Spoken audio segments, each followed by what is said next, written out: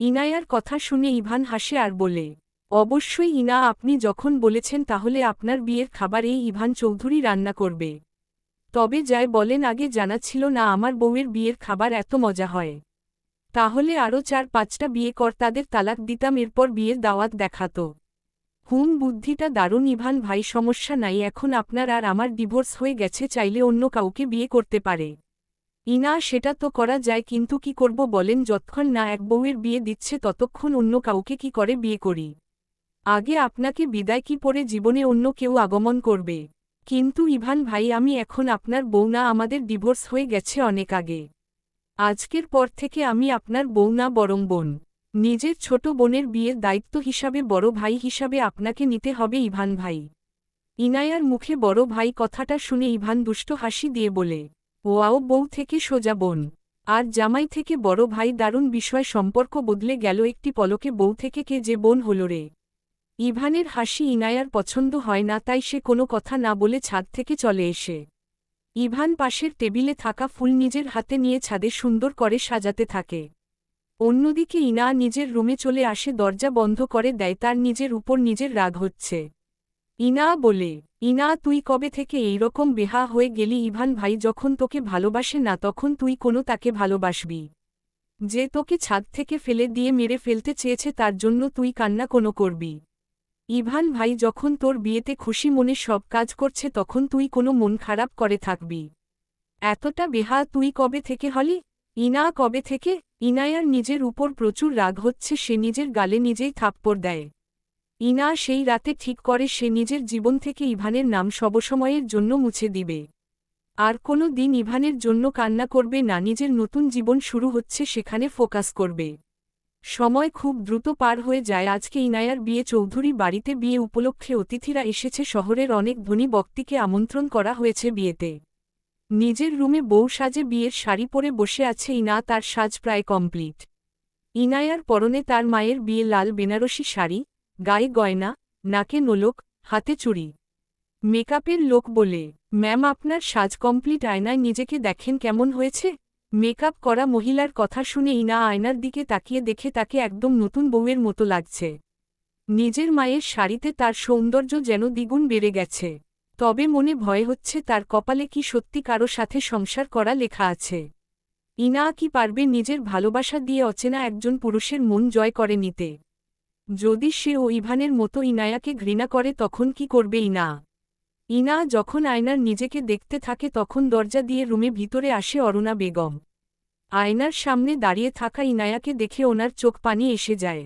কারণ আজকে ইনায়াকে দেখতে একদম তার মায়ের মতো লাগছে। নিজের বন্ধুর কথা মনে পড়ে যায় অরুণা বেগমের। কিন্তু খুশির দিনে চোখের পানি ফেলতে হয় না যে, তাই সে এগিয়ে গিয়ে ইনায়ার মাথায় হাত রাখে আর বলে, কি সুন্দর লাগছে আমার ইনায়াকে। চাঁদের সৌন্দর্য যেন আমার মেয়ের সামনে কম পড়ে যাবে। কারো যেন নজর না লাগে আমার মেয়ের সুখে। ইনা ট্রুল থেকে উঠে নিজের মামনিকে জড়িয়ে ধরে, এরপর কান্না করে দেয় আর বলে, মামনি, আমি তোমাকে আর ভালো বাবাকে ছাড়া কি করে থাকব বলো?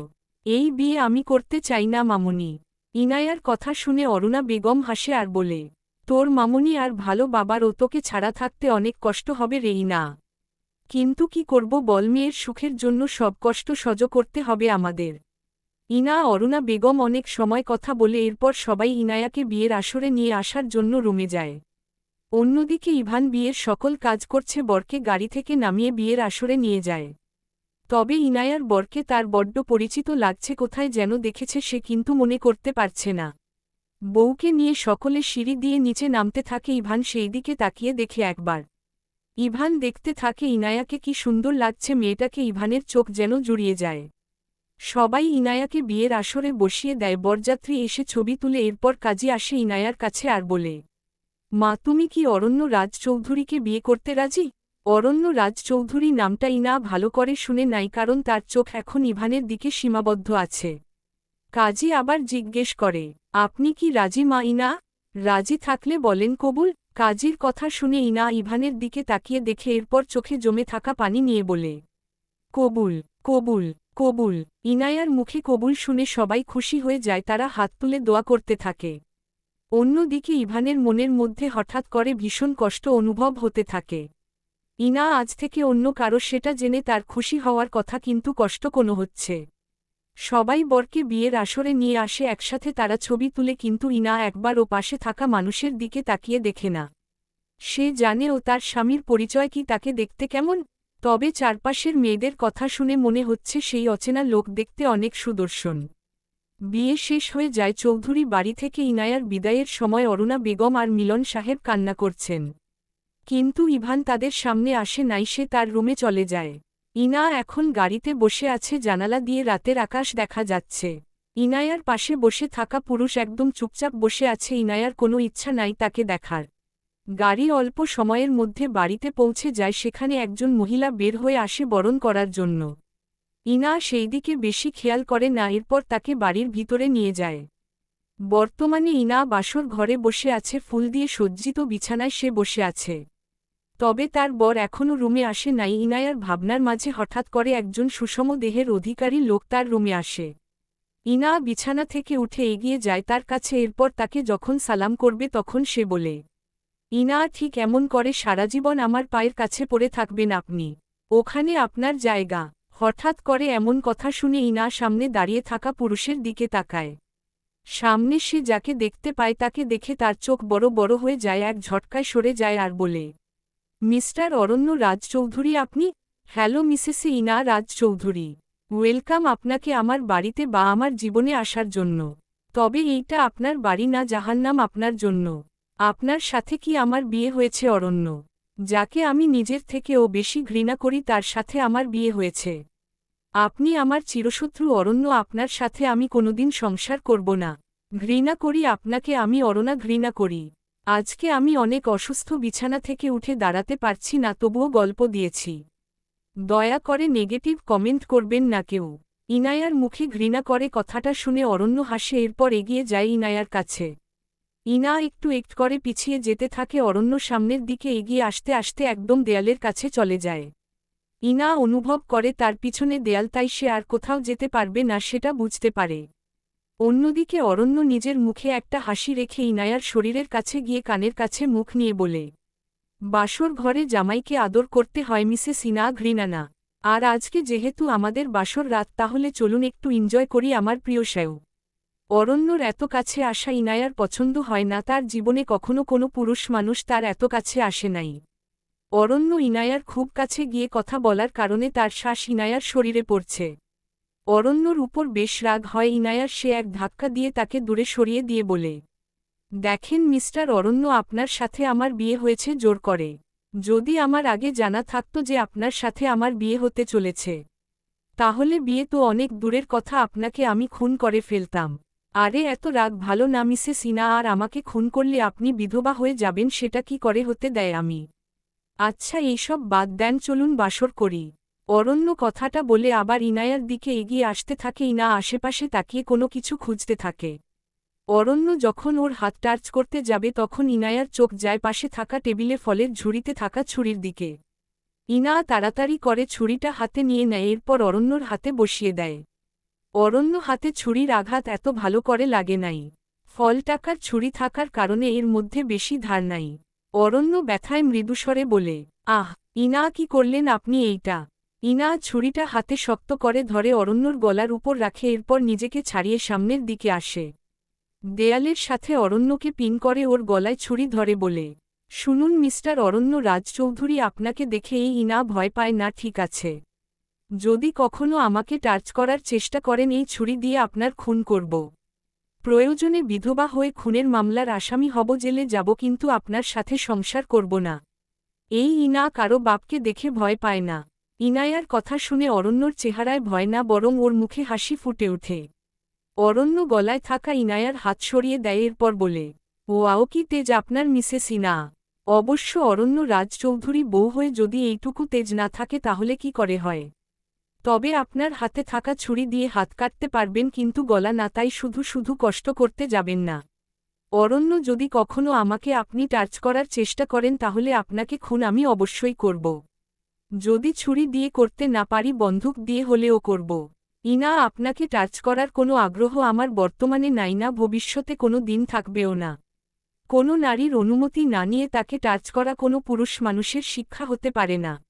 আর আপনার সাথে আমার শত্রুতা শুধু একটাই, আপনি ওই চৌধুরী বাড়ির বিজনেস দেখাশোনা করেন। অরণ্যর কথা শুনে ইনা বুঝতে পারে না তার সাথে চৌধুরী পরিবারের কি শত্রুতা থাকতে পারে। ইনায়ার জানা মতে অরণ্যর সাথে চৌধুরী বাড়ির রক্তের সম্পর্ক আছে। মিলন সাহেবের ছোট ভাই মাহবুব সাহেবের ছেলে অরণ্য রাজ চৌধুরী। তবে অরণ্য বা তার পরিবার চৌধুরী বাড়ির কাউকে পছন্দ করে না, বরং তাদের ঘৃণা করে। ইনা বলে, আপনার সাথে চৌধুরী পরিবারের কি শত্রুতা থাকতে পারে অরণ্য? আমার মামুনি আর ভালো বাবা কি ক্ষতি করেছে আপনার? ইনায়ার মুখে অরুণা বেগম আর মিলন সাহেবের নাম শুনে অরণ্যর মুখে থাকা হাসি ফুরিয়ে যায়। অরণ্যের চেহারায় রাগ আর ঘৃণা স্পষ্ট ফুটে উঠে। অরণ্য বলে, ওই চৌধুরী পরিবার আমাদের থেকে সবকিছু কেড়ে নিয়েছে। আর ওই মিলন সাহেব আর অরুণা বেগম শুধু মায় সম্পত্তির জন্য আমার বাবাকে খুন করেছে। শুধু মায় এই চৌধুরী পরিবারের লোভের কারণে আমার মাকে বিধবা হতে হয়েছে, আমার আর আমার বোনকে অনাথ পরিচয় বাঁচতে হয়েছে। ইনা কথাটা শুনে একটু অবাক হয়, কারণ তার মামুনি বাবা এখনও সম্পত্তির জন্য কাউকে খুন করতে পারে না। ইনা বলে, আমার মামুনি আর ভালো বাবা কখনো এমন করতে পারে না। নিশ্চয়ই আপনার কোথাও একটা ভুল হচ্ছে অরণ্য। কোনো ভুল হচ্ছে না আমার ইনা, আপনার ভালো বাবা আমার আব্বুকে খুন করেছে। আর তার জন্য তাদের শাস্তি এই অরণ্য চৌধুরী অবশ্যই দিবে। তবে এখন আপনি ওয়াশরুমে গিয়ে ফ্রেশ হয়ে আসুন, আমার কিছু জরুরি কাজ আছে যার জন্য বাহির যেতে হবে। অরণ্য ইনায়াকে কথাটা বলে রুম থেকে বের হয়ে যায়। ইনা দেখে মেঝেতে রক্তের বিন্দু বিন্দু ফোঁটা পড়ে আছে।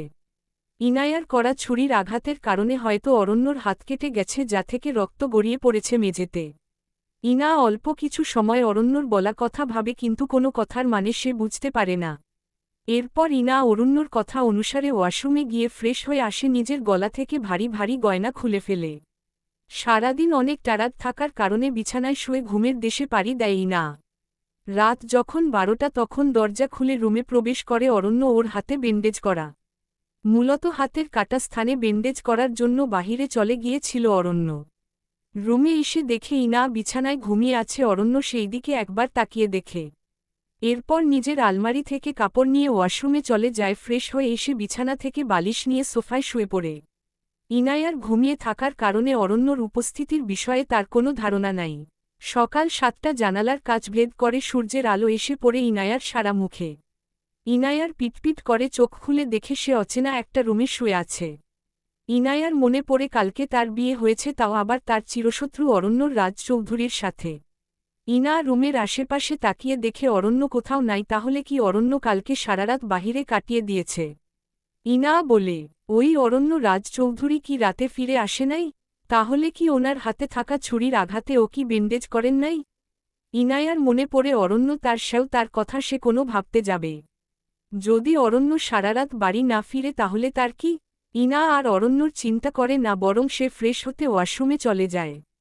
ফ্রেশ হয়ে আয়নার সামনে দাঁড়িয়ে দেখে সে এখনও বিয়ের শাড়ি পরে আছে। রাতে অতিরিক্ত টায়ার্ড থাকার কারণে শাড়ি না পরিবর্তন করে ঘুমিয়ে পড়েছে। তবে ইনায়ার মনে পড়ে তার কোনো জামা এই বাড়িতে নাই, তাহলে সে কি পরবে? অরণ্য রুমে এসে দেখে ইনা আয়নার সামনে দাঁড়িয়ে আছে, তার পরনে কালকে রাতের জামা কাপড়। অরণ্য সেটা দেখে ভ্রু কুঁচকে ইনায়াকে জিজ্ঞেস করে, ইনা কি পরে আছেন এইটা? অরণ্য কণ্ঠস্বর শুনে আয়নার সামনে থাকা ইনা পিছনে ফিরে তাকায়। অরণ্যর পরনে কালকে রাতের পোশাক নাই, তার মানে কি অরণ্য কাল রাতে ফিরে এসেছে? ইনায়ার কথার উত্তর দেয় না দেখে অরণ্য আবার জিজ্ঞেস করে, ইনা কি সমস্যা আপনার? কথার উত্তর কোনো দিচ্ছেন না। আর কি পরে দাঁড়িয়ে আছেন আপনি?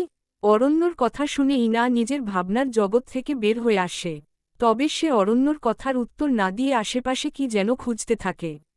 অরণ্য অবাক হয়ে আবার জিজ্ঞেস করে, আপনি তখন থেকে কি খুঁজে যাচ্ছেন ইনা?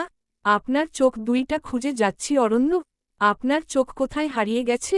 কি বলছেন আপনি ইনা এইসব? আমার চোখ আমার সাথে আছে। অরণ্য, যদি আপনার সাথে থাকে তাহলে কোনো জিজ্ঞেস করছেন কি পরে আছি? যেহেতু বিয়ে হয়েছে তাই অবশ্যই বিয়ের শাড়ি পরেই থাকব। ইনায়ার কথা শুনে অরণ্যের রাগ হয়, তবে সে শান্ত হয়ে বলে, চোখ আমার একদম সঠিক আছে। কিন্তু আমি আপনাকে জিজ্ঞেস করেছি এখনও এই বিয়ের শাড়ি কোনো পরে আছেন? বাড়িতে মেহমান এসেছে নতুন বউকে দেখার জন্য। মেহমান এসেছে দেখে আমি করব? মেহমানের মানে জোকার হয়ে নাচতে হবে আপনাকে ইনা? জোকার হয়ে নাচটা বরং আপনি করেন অরণ্য। কারণ আপনার চেহারা বা কাজের সাথে জোকারের অনেক মিল রয়েছে। ইনায়ার কথাটা বলে বাহিরে বের হয়ে যেতে চাই, তখন অরণ্য ওর সামনে যায়। অরণ্যের এমন করে সামনে দাঁড়িয়ে থাকা থেকে ইনা বেশ বিরক্ত হয়। অরণ্য বলে, কি বললেন আপনি আমাকে ইনা? আপনি কানা জানতাম, এখন কি কানেও কম শুনেন নাকি? মানে মামুনি আমার সাথে কার বিয়ে দিয়েছে? জামাই তো না, পুরো অটিস্টিকের ডিব্বা। অরণ্য সামনে দাঁড়িয়ে থাকার কারণে ইনা বাহিরে যেতে পারে না, সে আবার ফিরে এসে আয়নাম সামনে দাঁড়িয়ে যায়। ইনায়ার কথা শুনে অরণ্য ভাবে অন্য মানুষের বউ তাদের জামাইকে কিউটের ডিব্বা বাবু সোনা বলে ডাকে, আর তার বউ তাকে অটিস্টিকের ডিব্বা বলে ডাকে। অরণ্য কথাটা ভেবে নিজের কপালের উপর নিজের কষ্ট লাগে। কিন্তু এখন ঝগড়া করার সময় নাই। অরণ্য বলে, আপনি নিজের জামা কাপড় বাড়ি থেকে নিয়ে আসেন নাই ইনা? না। আচ্ছা ঠিক আছে, সমস্যা নাই। আমি সাইমা মানে আমার বোনকে বলছি আপনার জন্য শাড়ি আর হালকা জামাকাপড় নিয়ে আসতে। আর বাড়িতে মেহমান এসেছে, তারা নতুন বউ দেখতে চাই, সুন্দর করে রেডি হয়ে নিচে আসেন। অরণ্য কথাটা বলে রুম থেকে বের হয়ে যায়, এরপর নিজের বোনের রুমে যায়। অরণ্যর বোন সাইমা, ওর বিয়ে হয়ে গেছে কিন্তু ওর স্বামী বিদেশে থাকে, যার জন্য সে এই বাড়িতে থাকে। অরণ্য তার বোনের রুমের দরজা দিয়ে ভিতরে ঢুকে যায় আর বলে, সাইমা। ভাইয়া বলো, তোর ভাবি বাড়ি থেকে কোনো শাড়ি নিয়ে আসে নাই? তোর কোনো নতুন শাড়ি থাকলে ওকে পরিয়ে দে, আর বাড়িতে মেহমান এসেছে ওনাদের সামনে সাজিয়ে নিয়ে যা। অরণ্য সাইমাকে তার রুমে পাঠিয়ে দেয়। সাইমা অরণ্যর রুমে এসে দেখে ইনা নিজের রুমে চুল মুছতে থাকে। সাইমা এসে দরজায় টোকা দেয় আর বলে, রুমে আসতে পারি ভাবি? রুমের বাহিরে থেকে কোনো মহিলার ডাক শুনে ইনা রুমের বাহিরে তাকিয়ে দেখে একজন মহিলা সেখানে দাঁড়িয়ে আছে। ইনা বুঝতে পারে এইটা অরণ্য বোন সাইমা। ইনা শান্ত স্বরে বলে, জি ভিতরে আসুন। ইনা জবার পেয়ে সাইমা রুমে ঢুকে আসে, এরপর ইনায়াকে দেখে বলে, বাহ কি মিষ্টি দেখতে আমার ভাইয়ের বউকে, একদম পরীর মতো। ধন্যবাদ আপু। ইনায়ার সাথে বেশ অনেক সময় কথা বলে সাইমা এরপর ও সাজিয়ে নিয়ে আসে মেহমানদের সামনে। সকলে অনেক প্রশংসা করে ইনায়ার রূপে। বেশ অনেক সময় পরে সকল মেহমান বাড়ি থেকে বিদায় নেয়। ইনা নিজের রুমে চলে আসে, তখন ওর পিয়ে সিফাত ওকে কল দেয়। হ্যালো ইনা ম্যাম। সিফাত বলো। ম্যাম আপনার নামে আলাদত থেকে একটা নোটিশ এসেছে। আপনার যেহেতু বিয়ে হয়ে গেছে তাই আমি অরণ্য স্যারের বাড়িতে সেটা পাঠিয়ে দিয়েছি। আমার নামে আদালত থেকে নোটিশ। কোনো বিজনেসের বিষয়ে কি সিফাত? জানি না ম্যাম। সিফাতের কথা শুনে ইনা একটু অবাক হয়ে যায়, এরপর রুম থেকে বেরিয়ে নিচে নেমে যায়। বাড়ির দরজায় কলিং বেলের শব্দ শোনা যায়। ইনা গিয়ে দরজা খুলে দেয়। একজন লোক একটা চিঠি ইনায়ার হাতে ধরিয়ে দেয়। সরকারি কাগজ মনে হচ্ছে। ইনা কাগজটা খুলে পড়ে যা দেখে তাতে সে অবাক হয়ে যায়। ইনা বলে, হেয়াট এইটা কি করে সম্ভব? এই চিঠির মানেটা কি? এখন আমি কি করব? ইনা চিঠিটা পড়ে আর চোখকে বিশ্বাস করতে পারছে না। মানে আদালতের নোটিশ ভুল হতে পারে না। কিন্তু এই নোটিশের মানে কি তার কোম্পানির সকল কাজ বন্ধ করে দিয়েছে মানে? আর এখানে কোন কোম্পানির কথা বলা হয়েছে? এই নামে ইনায়ার কোনো কোম্পানি নাই। তাহলে তার নামে আদালত থেকে কোনো নোটিশ এসেছে? ইনা নোটিশের কোনো কিছু বুঝতে পারছে না। ইনা নিজের ফোন রিসিভ করে কল দেয় তার ম্যানেজার আসিফকে। আসিফ ফোন ধরে বলে, জি ম্যাম বলেন। আচ্ছা আসিফ, আমাদের কি এসএস গ্রুপ নামে কোনো কোম্পানি আছে যার মালিকানা আমার নামে দেওয়া? না ম্যাম, আমাদের এমন কোনো কোম্পানি নাই। কিন্তু হঠাৎ করে এইটা কোনো জিজ্ঞেস করছেন ম্যাম? না আসলে আজকে একটা নোটিশ এসেছে আদালত থেকে, আমার company SS group of industry বন্ধ করে দেওয়ার নোটিশ এসেছে। কিন্তু আমার এমন কোনো কোম্পানি নাই, আমার শুধু একটা ব্যান্ড আছে। তাহলে কি আদালত আমাকে মিথ্যা নোটিশ দিয়েছে? হতে পারে, ভুল করে নোটিশ এসেছে। আসিফ তুমি চেক করে দেখো আমাদের এইরকম কোনো কোম্পানি আছে কিনা। আদালত থেকে মিথ্যা নোটিশ সাধারণ আসে না। তুমি চেক করে আমাকে ফোন দিয়ে জানিয়ে দিও। Okay ma'am. ইনা ফোন রেখে হাতে থাকা চিঠি আবার ভালো করে পড়ে, কিন্তু সে বুঝতে পারে না এইএসএস গ্রুপের মালিক সে হবে কোনো। তার নামে এমন কোনো কোম্পানি নাই। তাহলে ইনা নিজের রুমে চলে যায়, সেখানে টেবিলে নোটিশ রেখে দেয়। হঠাৎ করে ইনায়ার ফোনে একটা কল আসে। ইনা তা দেখে অরুণা বেগম ফোন করেছে। ইনা ফোন রিসিভ করে বলে, মামুনি কেমন আছো তোমরা? ভালো বাবা। আর নাশতা কেমন আছে? এখানে প্রত্যেকে ভালো আছে। আচ্ছা তোর কথা বল, অরণ্যর সাথে তোর দেখা হয়েছে মানে ওর সাথে বিয়ে দিয়েছি বলে কি নিজের মামুনির উপর তোর রাগ হয়েছে? আর অরণ্য কি তোর উপর কোনো অত্যাচার করেছে? অরণ্যের নাম শুনে ইনায়ার হাসি মুখ থেকে উঠে যায়, তবে সে অরুণা বেগমকে কষ্ট দিতে চায় না। অরুণা বেগম যদি জানতে পারে ইনা অরণ্যকে নিজের স্বামী হিসাবে মেনে নিতে পারে নাই, তাহলে ওনার মনে অনেক কষ্ট লাগবে। যাই না চাই না, তবে অরণ্য আর ইনায়ার সম্পর্ক কখনো সাধারণ স্বামী স্ত্রীর মতো হতে পারবে না। ইনা বলে, মামনি ছোটবেলা থেকে এই ইনা কি কখনো তোমার সিদ্ধান্তের উপর কথা বলেছে? আর অরণ্যর সাথে যেহেতু আমার বিয়ে হয়েছে, উনি আমার স্বামী। অরণ্যর সাথে আমার যতই শত্রুতা থাকুক, ওনার সাথে আমার বিয়ে হয়েছে, সেটা তো মিথ্যা হয়ে যেতে পারে না। অরুণা বেগম ইনায়ার কথা শুনে হাসে। অরুণা বেগম জানে অরণ্য কখনো ইনায়ার সাথে খারাপ ব্যবহার করবে না। অরুণা বেগম বলে, ইনা দেখবি তুই সুখী হবি রে মা। তোর মামনির দোয়া সবসময় তোর সাথে থাকবে। আমি জানি মামনি, তবে তোমাকে অনেক মিস করছি আমি মামনি, বড্ড বেশি। তোকেও আমরা অনেক মিস করছি ইনা। আর আজকে অরণ্য আমাদের নিজে দাওয়াত করেছে তোদের বউ ভাতের অনুষ্ঠানে জয়েন করার জন্য। রাতে তোর সাথে দেখা হবে আমাদের ইনা। চৌধুরী পরিবারকে এই বাড়িতে আসার জন্য অরণ্য নিজে দাওয়াত করেছে, সেটা শুনে ইনা চমকে যায়। যেই অরণ্য চৌধুরী পরিবারের নামও শুনতে পছন্দ করে না, সেই অরণ্য তাদের বৌভাতের অনুষ্ঠানে দাওয়া দিচ্ছে। অরণ্যর মনে আসলে চলছেটা কি, ও কি এই বাড়িতে সবাইকে ডেকে এনে অপমান করতে চাই? কিন্তু ইনা কখনো সেটা হতে দিবে না। ফোনের অপর পাশ থেকে ইনায়ার কোনো রিপ্লাই না পেয়ে অরুণা বেগম বলে, কি হয়েছে ইনা, হঠাৎ করে এমন চুপ হয়ে গেলি? কোনো না, কিছু না মামনি। আচ্ছা, অরণ্য কখন তোমাকে ফোন করে ইনভাইট করেছে? সকালের দিকে ফোন করে বলেছে তোর আর অরণ্যর বউ ভাতের অনুষ্ঠান হবে আজকে, সেখানে যাতে আমরা সকলে উপস্থিত থাকি। ইনা কথাটা শুনে স্বাভাবিকভাবে হাসে। এরপর অরুণা বেগমের সাথেও অল্প কিছুক্ষণ কথা বলে ইনা ফোন রেখে পিছনে ফিরে তাকিয়ে দেখে অরণ্য রুমে এসেছে। ইনা যায় অরণ্যর কাছে আর ওর সামনে দাঁড়িয়ে জিজ্ঞেস করে, সমস্যা কি আপনার? কি করতে চান আপনি? চৌধুরী পরিবারের সকলে আপনার সেও, তাহলে ওদের কোনো বউ ভাতের অনুষ্ঠানে ইনভাইট করেছেন? আপনি মনে কি চলছে অরণ্য? অরণ্য হেসে জবাব দেয়, সব সময় এত রেগে কথা বলেন কোনো আপনি? আমি আপনার সেও হয়, তার সাথে জামাই হয়। জামাইয়ের সাথে ভালোবেসে কথা বলতে হয়, তাকে সম্মান করতে হয়। অরণ্য একদম কথা ঘুরানোর চেষ্টা করবেন। যা জিজ্ঞেস করছি তার উত্তর দেন। বলুন, চৌধুরী পরিবারের সবাইকে কোনো ইনভাইট করছেন আপনি? একটা কথা ভালো করে শুনে রাখুন অরণ্য, আপনার জন্য যদি আমার মামুনি বা ভালো বাবার কোনো ক্ষতি বা অপমান হয়, তাহলে কিন্তু এই ইনা আমাকে খুন করে ফেলবে।